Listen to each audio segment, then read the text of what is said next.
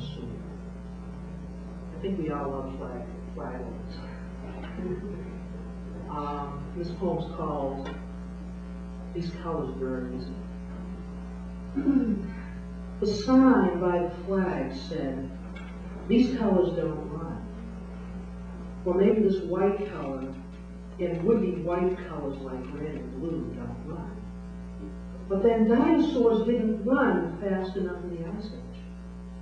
And Custer didn't run at the Little Bighorn. And the French, with their blue, white, and red, didn't run in the Red River Valley of Vietnam North. No, these colors don't run. Not even when our leaders use them for toilet paper after shitting Twinkies while deciding whether or not to send our young to die. Or use the colors to cover their savings and loan asses. No, these colors do anything but run. These colors burn easy and burn mercifully at the hands of a world of color that not only runs but is charging toward us, gun in one hand, the other outstretched for us to take as we all march into the dawn where all colors walk in peace.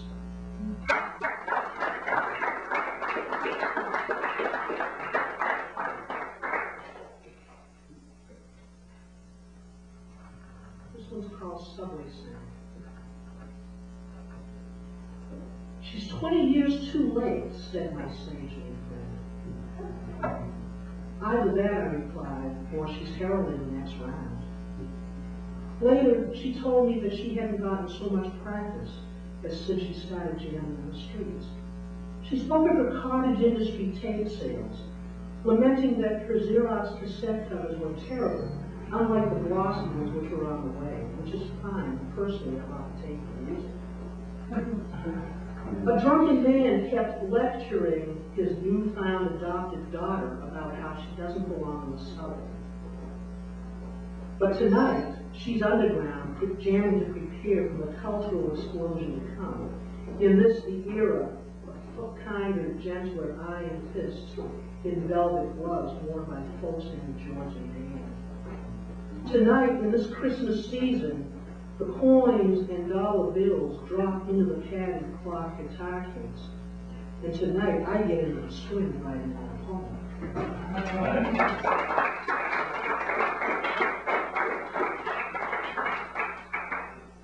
I'm going to finish with a poem by Richard Wright.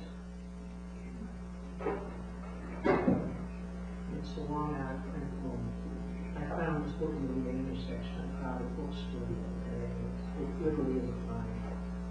The poem is called I Have Seen Black Hands. It was written in 1934. 1. I am black, and I have seen black hands, millions and millions of them. Out of millions of bundles of wool and flannel, tiny black fingers have reached restlessly and hungrily for life. Reached out for the black nipples at the black breasts of black mothers. And they've held red, green, blue, yellow, orange, white, and purple toys in the childish grips of possession.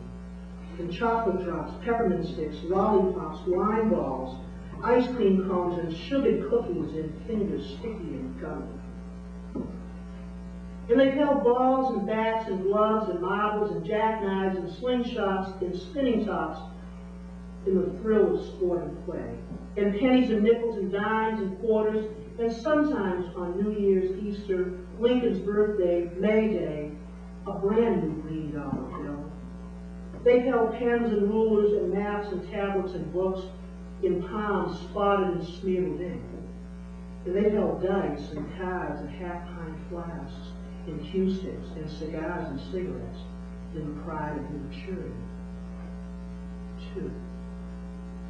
I am black, and I have seen black hands, millions and millions of them. They were tired and awkward and calloused and grimy and covered with hangnails, and they were caught in the fast-moving belts of machines and snagged and smashed and crushed. And they jerked up and down at the throbbing machines, massing taller and taller the heaps of gold in the banks of bosses. And they piled higher and higher the steel, iron, the lumber, wheat, rye, the oats, corn, the cotton, the wool, the oil, the coal, the meat, the fruit, the glass, and the stone until there was too much to be used. And they grabbed guns and slung them on their shoulders and marched and groped in trenches and fought and killed and conquered nations who were customers for what the goods black hands had made. And again, black hands stacked goods higher and higher until there was too much to be used. And then the black hands held trembling at the factory gates, the dreaded layoff store. And the black hands hung idle and swung empty and grew soft and got weak and bony from unemployment and starvation. And they grew nervous and sweaty and opened and shut in anguish and doubt and hesitation and irresolution. 3.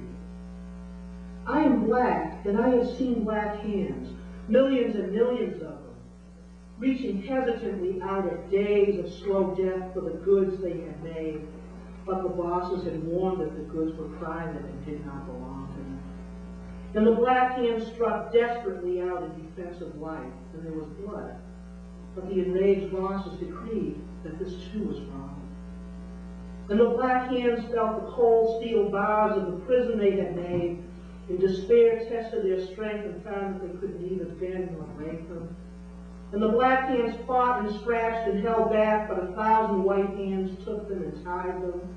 And the black hands lifted palms in mute and futile supplication to the sodden faces of mobs wild in the revelries of sadism. And the black hands strained and clawed and struggled in vain at the noose that tightened around the black throat. And the black hands waved and beat fearfully at the tall flames that cooked and charred the black flesh. 4. I am black, and I have seen black hands raised in fists of revolt, side by side with the white fists of white workers.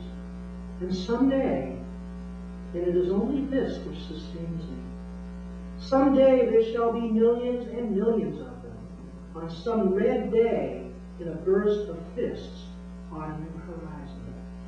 Thank you.